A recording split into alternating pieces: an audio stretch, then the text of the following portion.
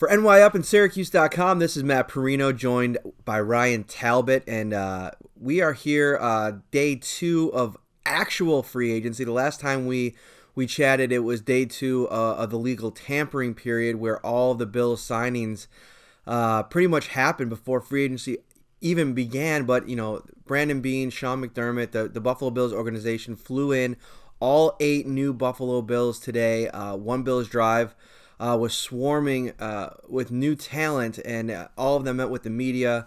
A lot of takeaways. Ryan, thank you for joining me.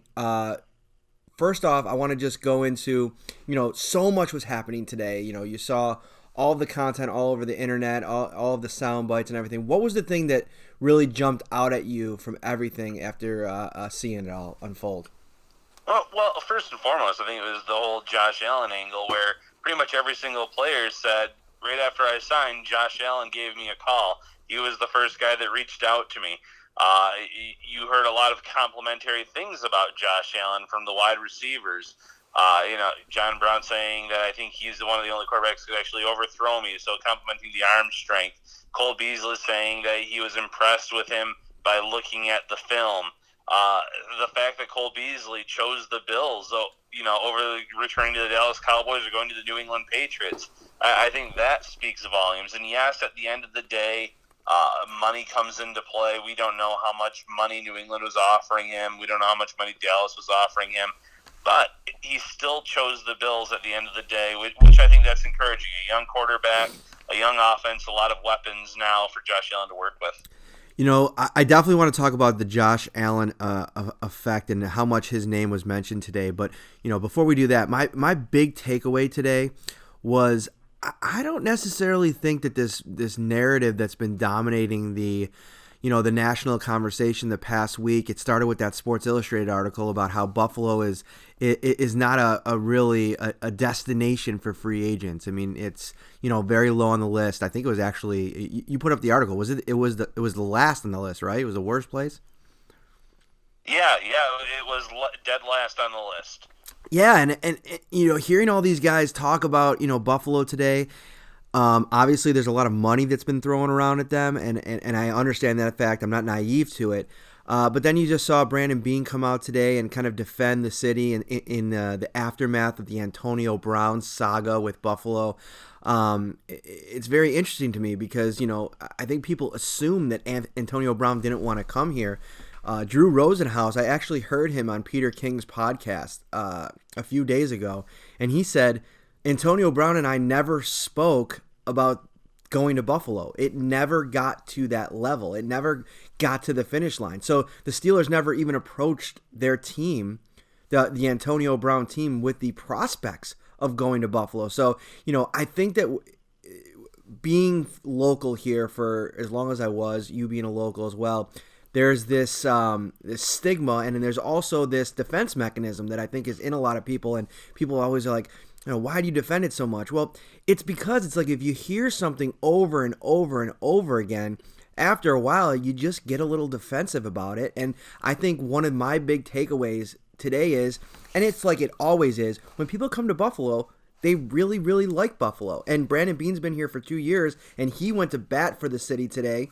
I put out the video clip of it because you could see the passion. I mean, that's not something you can fake. I mean, that's something that, I think from all my conversations with him, it seems like he's all in on this city. And it's a good thing to feel and hear if you're from a person from Buffalo. Yeah, Beane was very miffed by the comments and the article saying that Buffalo is not a desirable location. And let's get one thing straight. 15, 20 years ago, maybe you could sit there and say that there's not much to do in Buffalo compared to these other NFL teams, and that might still be the case compared to some of these bigger cities, bigger teams, places that have a lot more nightlife. But Buffalo has changed a lot just in the last 5 years or in the last 10 years, and there is plenty to do here. And it is a great city, like you said. When people move here, when people sign to play here or are drafted to Buffalo, a lot of them fall in love with the city pretty quickly.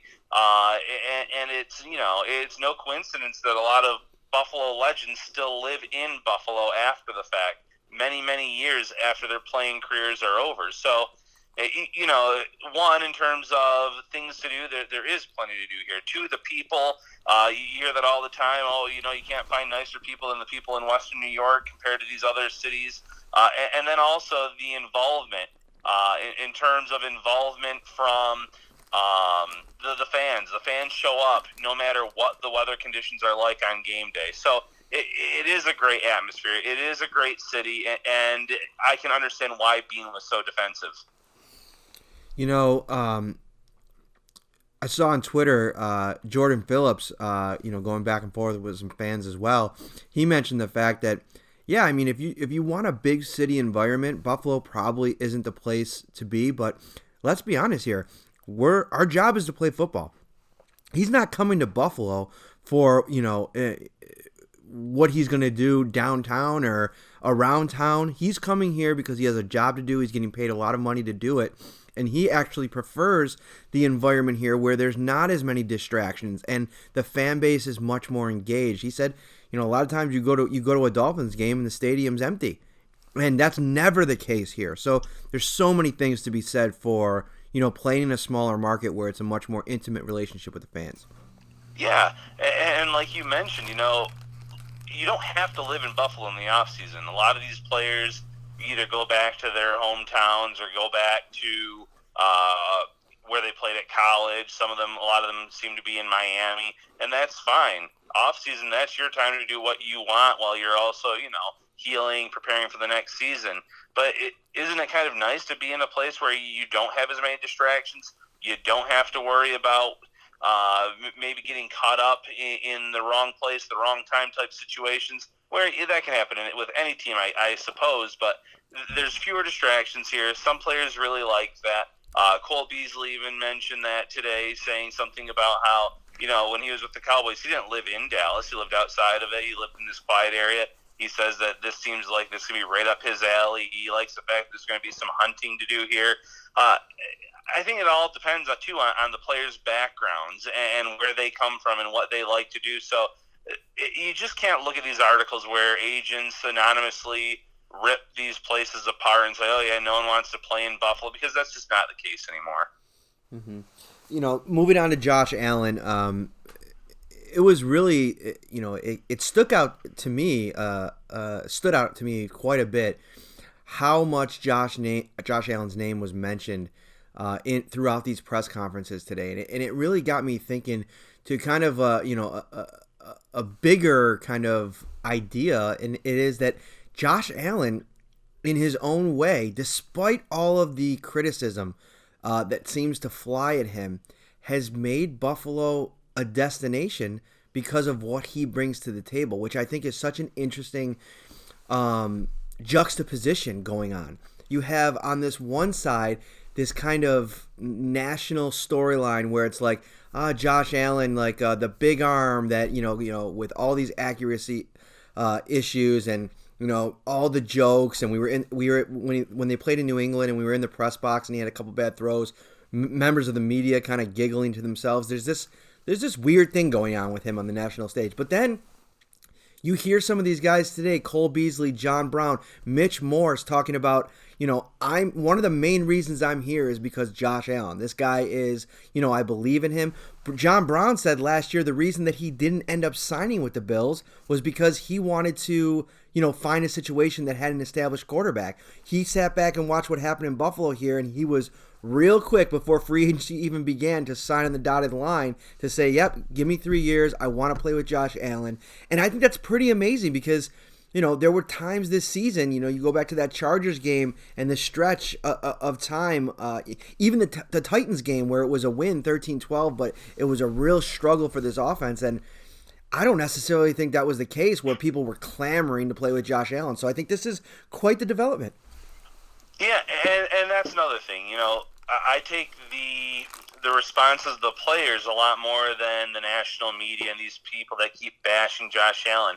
Cole Beasley said he was impressed watching Allen on film, with the arm strength, with what he saw from him as a rookie.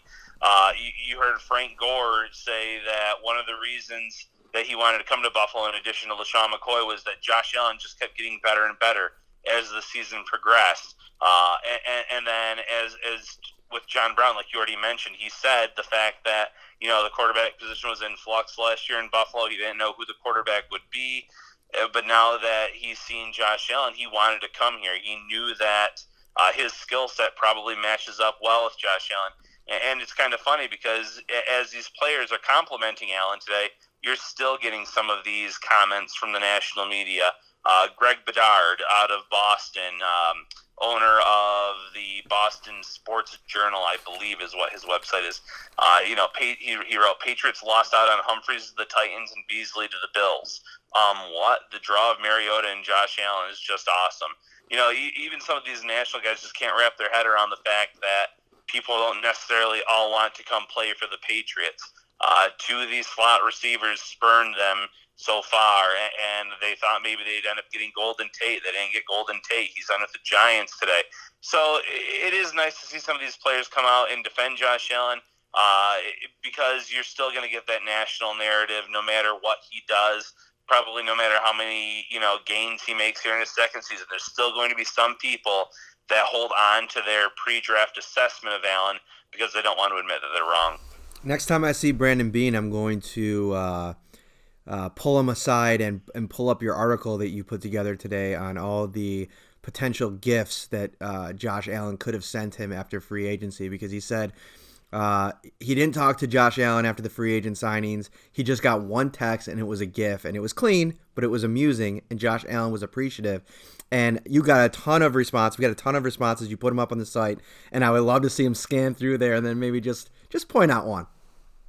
Yeah, without a doubt. I think that's kind of funny, too, the relationship that they have where, Josh Allen just kind of pops a little GIF to him via text message, and who knows what Beane responded, if he responded at all. But, that's nice to hear, too, that they have that kind of relationship where it's not necessarily just a business relationship, that they feel comfortable texting with one another. And it would be interesting if we ever do get to find out what exactly it was that he sent to Beane. The Buffalo Bills have a new center, Mitch Morse, $11 million a year, $44.5 million deal over the course of 4 years. It becomes pretty manageable after 2, and the Bills can get out of it if they want. Brandon Beane spoke a little bit today about, that was, one of the things that he was focusing in on as he was pursuing a lot of these free agents was putting together deals that made sense. You have to go out and, when you find a guy like Mitch Morse that you want and you know he's high on your list, you're going to have to pay a premium for him. But he did do his best to keep a lot of these contracts manageable for the Bills. So, hey, if John Brown and Cole Beasley aren't working out after a year or two in this deal, he has some, mobility to kind of move around there.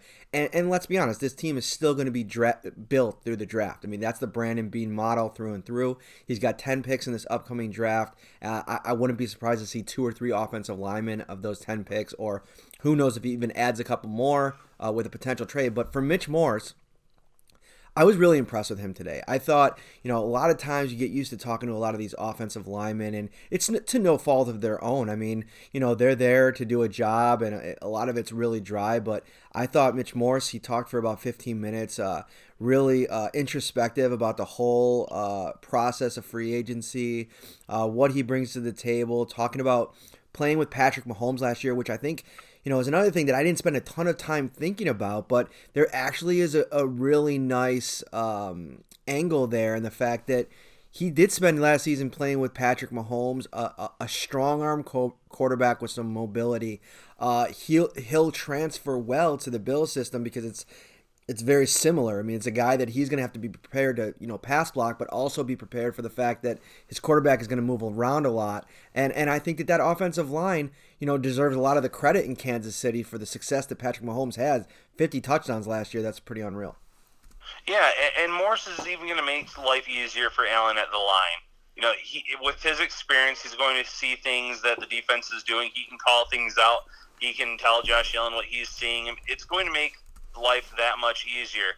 And I'm not knocking the centers that Buffalo started last season, because I'm sure that they did their fair share of calling things out, that they noticed the defense helping Allen as much as they could. But Morse is a significant upgrade. This would be comparable to if Allen would have had a guy like Eric Wood to work with, a veteran, a guy who really knew his stuff, a guy that really would have helped Allen along as a rookie. So I really like the signing. I like the fact that Morse pointed out that Allen was the reason that he came here to play as well. I like that he was quick to defend Buffalo. I don't know what, saying I don't know why people would say they didn't want to come here. And right when it was announced that they had agreed to terms with him, I even started watching interviews of him during his time with the Chiefs, and he does. He has a really nice personality. I think that he's going to be a guy that you can get some quality sound bites from throughout the season, throughout his tenure here in Buffalo, and I think he'll end up being a guy that will embrace the media here. There's a lot of, Brandon Beane talked a lot about the flexibility of a lot of these players that have been brought in. You're looking at John Feliciano, Ty and Sike, two guys that, a swing tackle and a versatile interior offensive lineman that have, the ability to play multiple positions, and that was important. But at the same time, this culture that Sean McDermott has built here based on competition, is instilled in all these players. I mean, you can tell just from the sound bites today that these are all team first guys. That was one of the things that really sold them on this whole organization. And when you go out and get guys like that, they fit into your system right away. And I think that's kind of what allows Sean McDermott to be so successful. You got a guy like Feliciano who started 3 games last year, who's chomping at the bit to finally have a chance to compete for a starting job. I mean, he was behind a couple of Pro Bowlers in Oakland last year. So, Ty and Sike, this might be his last shot at 33 years old to win a starting job. He offers you versatility. He potentially could move Deion Dawkins out of that left tackle spot, where if you go and check out a lot of his tape, that's where he seems to be at his best. But he talked to Brian Dable today. He talked to Bobby Johnson today, and they both told him, listen, we think you're a character guy first, but we also think we love your nastiness when you're out on the field. And that's what this offensive line needs. They need some grit. They need some nasty. They need to take things personally out there when you're protecting Josh Allen. And Mitch Morse said all the right things, and I was really impressed with the 2 other offensive linemen as well. Yeah, and the first thing you mentioned was versatility, and that's something that we've seen that this regime really covets.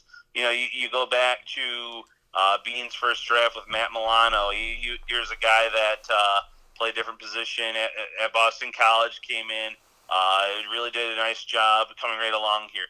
You have a guy, like you just mentioned, Feliciano, who has the versatility to move around. You talk about Kevin Johnson, the cornerback that they signed from the Texans. He can play on the inside, he can play on the outside, versatility there. Ty and Seke, here's a guy that could play either tackle. He's been a swing tackle. He's been getting a lot of praise on social media about the fact that, here's a guy that really could have been starting these last few years. It was just that there was a lot of starting talent, or just the starting talent in Washington itself kind of kept him waiting in the wings, so to speak. So they have the versatility. They have the nastiness. Last year Wyatt Teller had his ups and downs, but you saw some nastiness from him. So here's a guy that's going to be competing for a starting job in his second year in Buffalo. So like you said, if you can get that nastiness along the offensive line, get some maulers out there, get some guys that are going to protect Josh Allen, that are going to go and get in someone's face when they hit Allen late or out of bounds or something like that. Just little things like that. Find those guys that are going to stick up for their teammates. That's going to even go a long way in the locker room and on the field. Brandon Beane said today that they're in about the high 30s, low 40s in terms of cap space that they have left to work with. A lot of the big names are now off the market, found their teams, but you never know what kind of maneuvering he could still do in the next couple of weeks. We'll move on next week to the owners' meetings in Phoenix. Excited to head out there. We'll get a chance to hopefully talk to Terry Pagula, Brandon again, and then we'll have the breakfast with Sean McDermott, which will be a nice chance to catch up with Sean and talk a little bit about these new acquisitions. And it's on to the draft, Ryan. And I think that we're really going to be able to dig in over the course of the next month here, now that we have a better idea of what this roster is looking like, and figure out which way the team might go with that first pick, and if it makes sense to move down. Yeah, this is an exciting time because with all of these signings that the Bills have made, you do have a better picture, a better idea of what they might do in round 1, round 2, round 3. And that wasn't the case 1 week ago. 1 week ago, when you're doing the mock drafts, when you're researching potential players, you're thinking, okay, it could be this guy, this guy, this guy. DK Metcalf was a very popular name in mock drafts for the Bills. Are you going to even see him as a possibility for Buffalo? Maybe, but they've gone out and they've signed multiple wide receivers. So maybe he's pushed down. Maybe it's tight end now. Maybe it's still offensive tackle. Maybe it's an edge because of their interest in Ziggy Ansah. And the fact that he didn't sign today doesn't mean he won't come back, but maybe they're looking for an answer there for their pass rush. Ed Oliver is now more in play, in my opinion, because they don't have a long-term defensive tackle to replace Kyle Williams necessarily. Jordan Phillips is back, but it's on 1 year. So, the moves that they've already made kind of lead right into the draft in what they're going to do. And the owners' meetings will be interesting. And the fact that the Bills still have $30 to $40 million, they could still make a move or two. And I'm not saying they're going to go out and acquire some kind of superstar, but they could still make a notable move or two out there in free agency or via trade. Definitely, and it's an exciting time to be a Buffalo Bills fan. This is, I feel like, the period and the stretch of time that fans have just been clamoring for, waiting for, because you're starting to see a real, absolute change in at the heart of this roster. And that defense and number 2 in the NFL last year pretty much set over there, but this offense gets a huge influx of talent. Hey, if you're looking for something to do this weekend, check out the Buffalo Bulls, my alma mater, cheap pop. I'm heading down to Cleveland tomorrow. I'm very excited. Big game for your St. Bonaventure Bonnies, going up against George Mason tomorrow in the A-10 tournament as well. I want to wish them luck also. Hey, thank you. Yeah, definitely a winnable game against George Mason. It's the games that follow that worry me. St. Bonaventure is a very young team overall. They do have 2 talented seniors. But a lot of youth, not a lot of depth at this time after, losing Jalen Adams to the NBA and losing Mosley, 2 of their best scorers. So they're hurting a little bit in terms of depth, but maybe if they can get past George Mason, maybe lightning will strike it and they'll have a great game, whether they match up against a team like a VCU or a Davidson, 2 really tough A-10 teams. But, you never say never. I think that they exceeded expectations this year, getting that 4 seed, especially when expectations were very low. They were projected to be as low as 9th in the A-10. So the future is bright for the Bonnies, and boy, UB looks like they're going to steamroll some teams come tourney time. Yeah, today even caught me by surprise. This is the 3rd time they played Akron this season. Both of the first 2 games were super close, and they just came out today and were just game busters on both sides of the floor. And some big news: Nate Oates signed an extension, so for at least for the time being, it looks like he'll be back in 2019 for the 2019-20 season. And it's just an exciting time to be a Buffalo sports fan, aside from what's going on with the Sabres. But we don't have enough time to talk about that. Isn't that the truth? I'm hoping Mitch Morse did not get to tonight's game, by the way. Yeah, that's you would think somebody over there would be like, hey, maybe you want to wait till next season.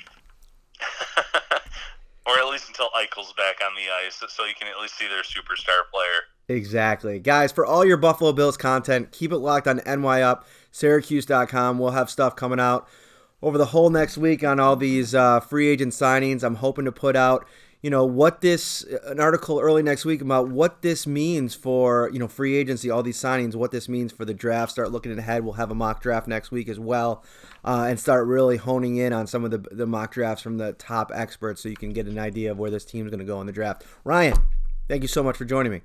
Hey, as always a pleasure. NYup, Syracuse.com. Thanks, guys.